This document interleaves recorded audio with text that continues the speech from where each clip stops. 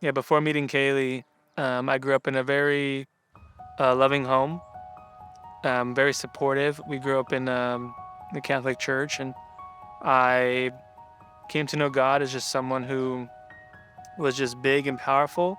I knew He loved me, but I didn't know if He loved me for all of me. And just growing up, we went to church on Sundays. I went to a private Catholic school, and we went on Fridays. But it was nothing too particular to where I had an intimate relationship with God. It was more, let's go there, let's check a box, and let's just do all these things. In high school, I had a couple buddies, and they were some awesome friends to me, and we just kind of ran together. Besides them, didn't really have any other friends, any other community besides them, but they were just my go-to guys. When it came to my life, I just wasn't living really a God-honoring life, just in the way that I lived and the way I held my relationships. And I just knew God was strong and mighty, and bad people, quote unquote, went to hell and good people went to heaven. And I 100% was on the bad side of things. And so it was more a fear of like, oh dang, well, if I'm going to hell, might as well. And nothing, no, don't even try, because there's no hope for you. And that was just my life. I ended up getting introduced by a family member to a church called Watermark Community Church in Dallas, to their Christmas service.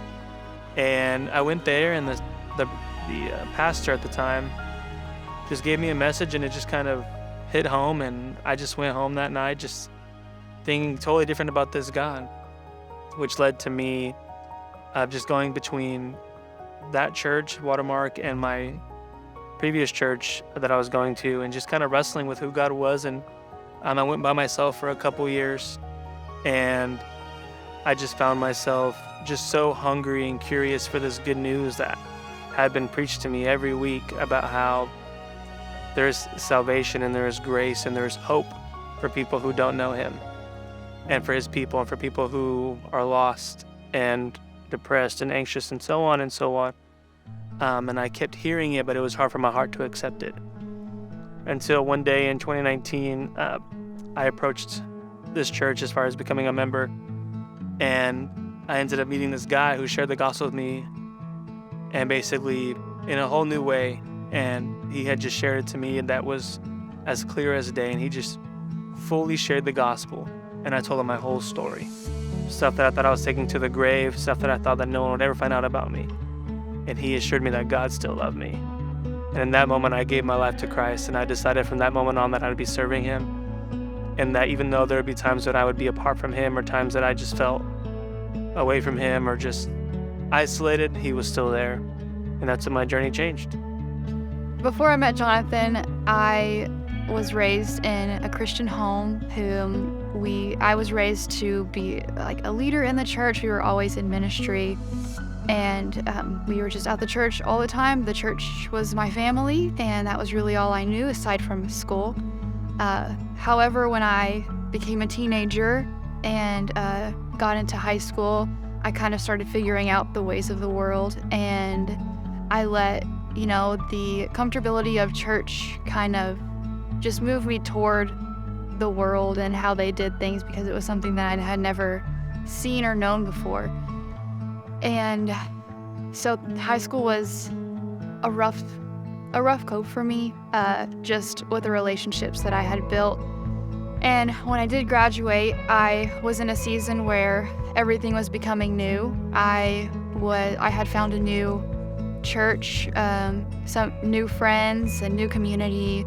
I was just surrounded by better community that I had ever known or seen before, felt loved more than I ever had before in a church. I had gone to school to pursue a career in dentistry, and that took me about 2 hours from my home and everything that I had known. And talk about environment in high school, it was 10 times the environment in college, just surrounded by the most worldly people and stuff I had never ever seen in my life. Had only seen in movies is what college was like for me. And in that time, I had no friends. I knew nobody in the town. And the only person I really had to lean on was the Lord. And I had had a relationship with the Lord my whole life, but it never became my own relationship with Him until I was so isolated and alone and never had anyone to kind of base my relationship with the Lord off of. It was just kind of me and Him, and the only friend I had and the only person I had to talk to, really. After one semester of being in college, I was like, this is not for me. I'm very thankful for this time because it really developed my own relationship with the Lord, and just kind of fell in love with Him in that season. And so I was able to come back home and just really give all I had to the ministry, to serving, to just, growing my relationship with the Lord in a lot of different areas.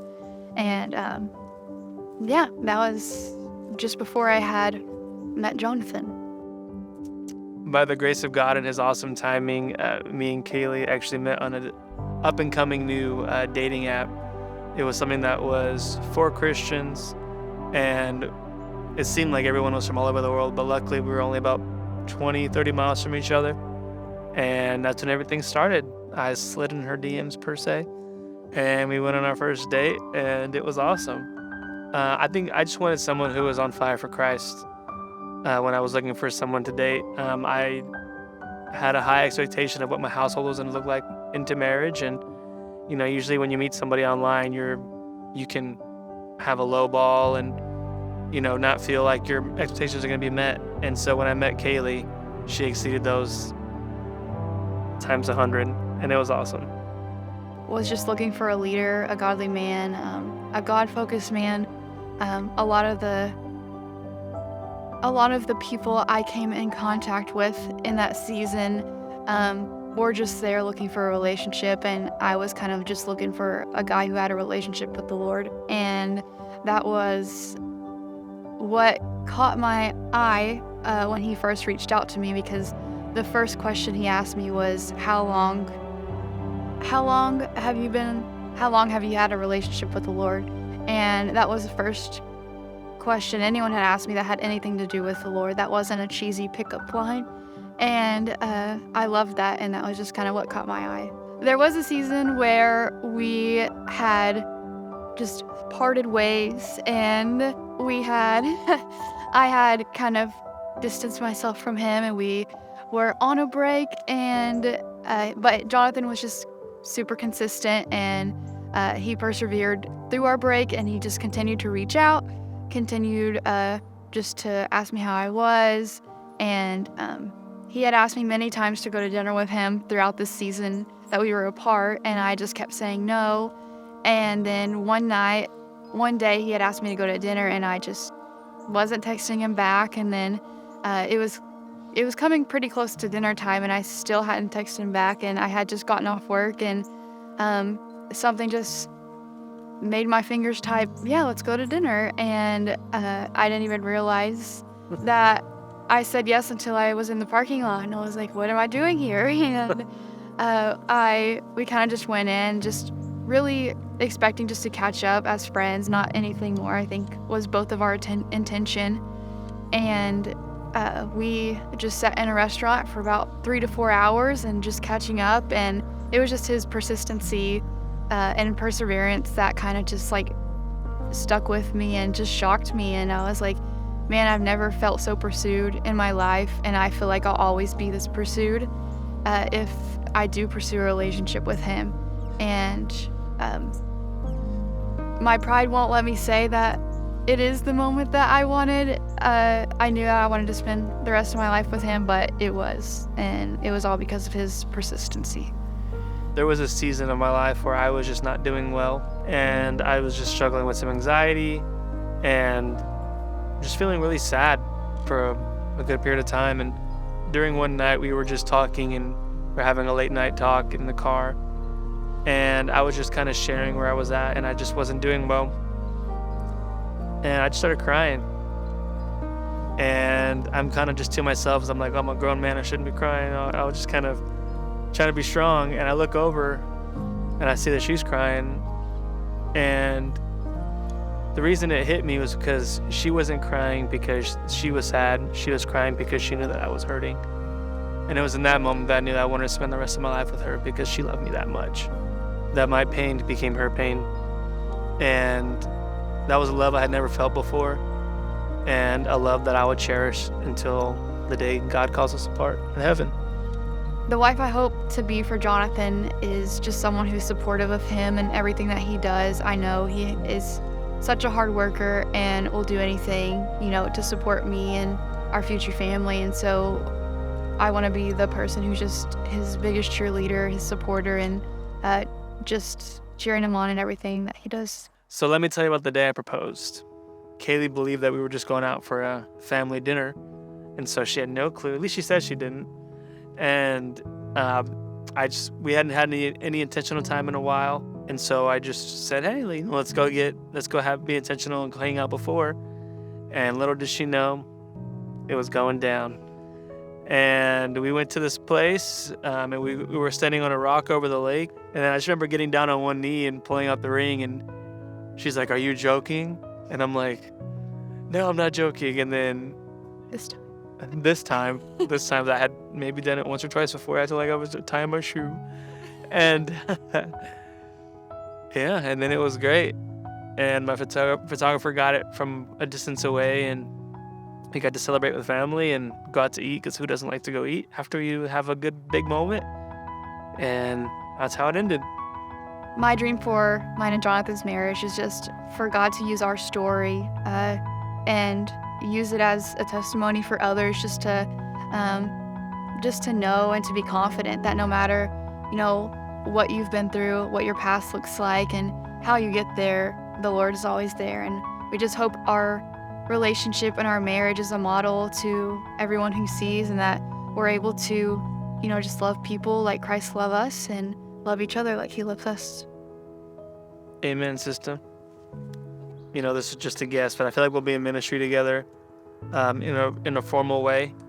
That we'll be in some church, either leading some youth or young adults, and using that as our ministry to serve God.